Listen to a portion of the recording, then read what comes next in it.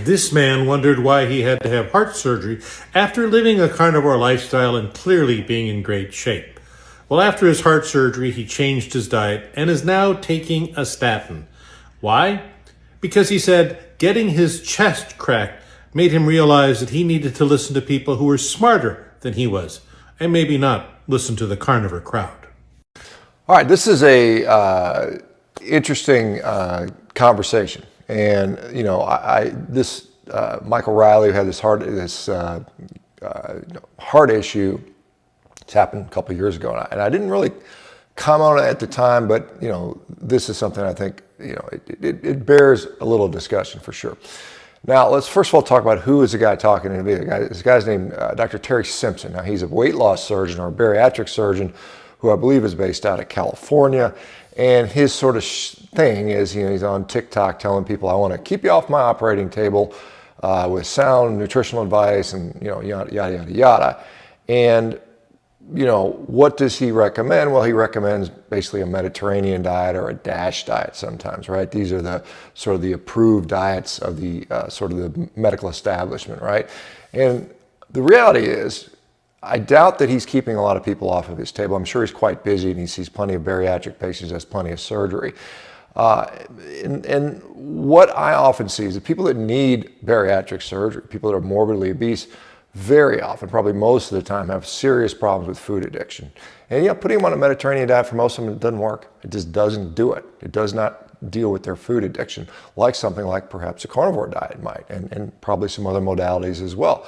But nonetheless, that's besides the point. But let's talk about this particular fellow that had this issue with his heart, right? So the assumption is, he goes carnivore and has a massive heart attack, and all of a sudden his chest is split open and he's having a triple vessel, coronary artery bypass graft, and now he's given up eating meat, and this is what you assume listening to this guy's video, right? Well, let's delve into what is really actually known. So this guy, Michael Riley, who I have not talked to, so I'll put that out there. Maybe I should interview him at some point. It might be an interesting interview. But what we know is that, he went carnivore for several years, got lean, got fit, felt great. The typical thing, his cholesterol was elevated a little bit, not super high. It was, maybe mid 200s total cholesterol, LDL in the upper 100s, normal triglyceride, low triglycerides, higher HDL, the typical thing we see or can often see.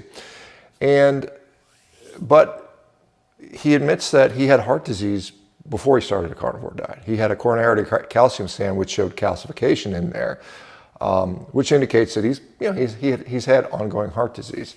And so what was the event that drove him to this bypass? Well, it wasn't that he had a heart attack, because he clearly says, I did not have a heart attack, because people were assuming he did. He said, no, I did not have a heart attack. So what actually apparently happened is he bought an Apple Watch, and the Apple Watch detected that he was in something called atrial fibrillation.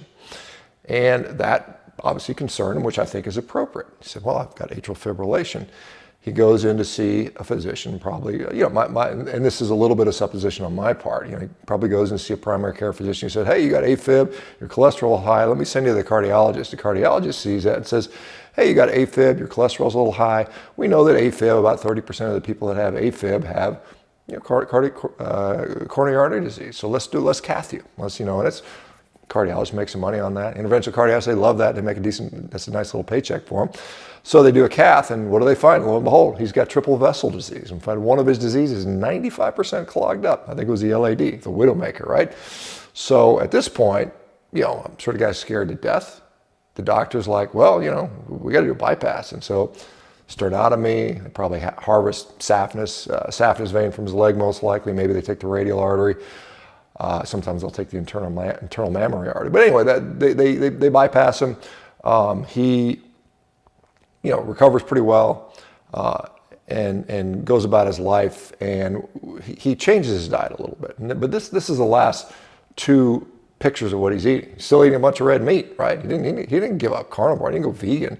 What he did was he said, I'm going to still eat meat. I'm going to eat a little chicken, a little fish more. I'm going to eat sometimes leaner cuts of meat, because previous to that I was eating fatty ribeyes and briskets, and that was my diet, the heart attack diet, right? Well, a little bit more about this is that, a couple things. One, Atrial fibrillation. Many people have it for years and never notice it. It's just asymptomatic to them. And so very likely this could have been the case. You got the Apple Watch finally detected and said, oh my gosh, what's going on? The other thing is many people have significant stenosis in their arteries, including 95% blockage, and they may never notice. That's why some people, the first symptom is they drop dead.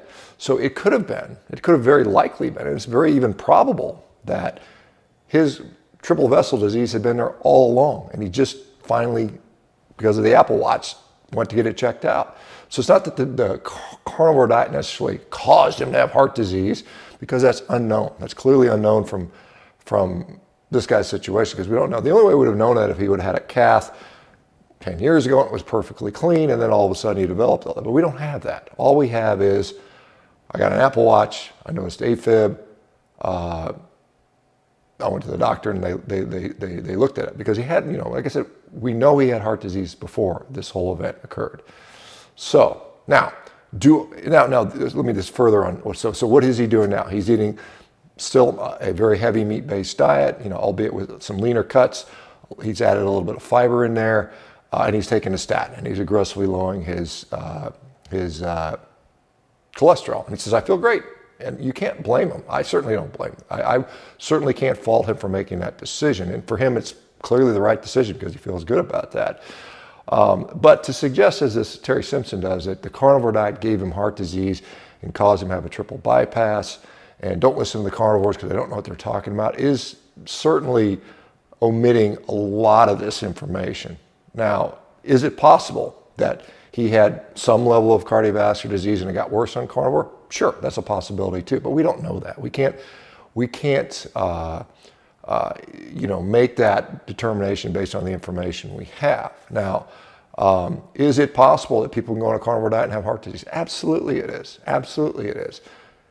Now the question is, are they developing heart disease at a greater rate than the general population? I would seriously question that. I think probably not. And the reason I say that is because, and why could this guy Mike, he probably had significant collateral circulation, which occurs. When a lot of times when vessels start to become obstructed, the body can sort of bypass that. It does its own sort of internal bypass with these smaller capillaries and small arterioles that sort of infiltrate the cardiac tissues to prevent ischemic disease or lack of blood flow to that area. And so he probably developed that.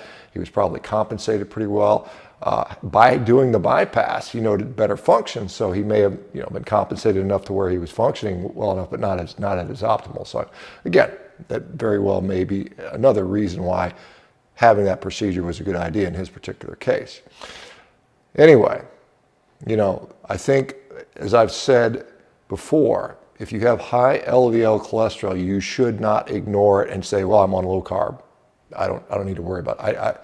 I don't want to come across and give anybody that impression. What I will say is, you get more information. You look at all the risk factors because, and again, presumably he lost weight, got leaner.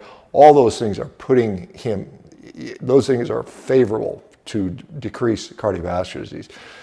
Diabetes, as that recent study that just came out the other day that I talked about in the New England Journal of Medicine, probably the number one risk factor. I mean, at least you can make that argument clearly. Smoking, obviously don't smoke. There's some family history, obesity, blood pressure. Probably the top three: diabetes, blood pressure, and smoking. And then lower on that list, at least, according to numerous new studies out there, becomes the LDL cholesterol. And then certainly when it comes to all-cause mortality, am I going to die or not?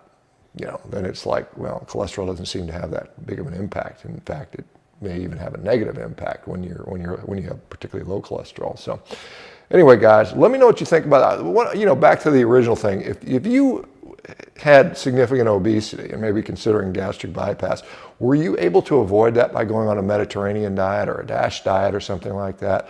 I'd love to hear from you. If you can, maybe some of you have. Maybe I'm wrong on that, and certainly it wouldn't be the first time I'm wrong. But I suspect that most of the folks that have tried that have failed, and that's why things like for food addicts, a carnivore diet becomes very, very powerful. All right, guys, you have a great morning. We'll talk to you soon.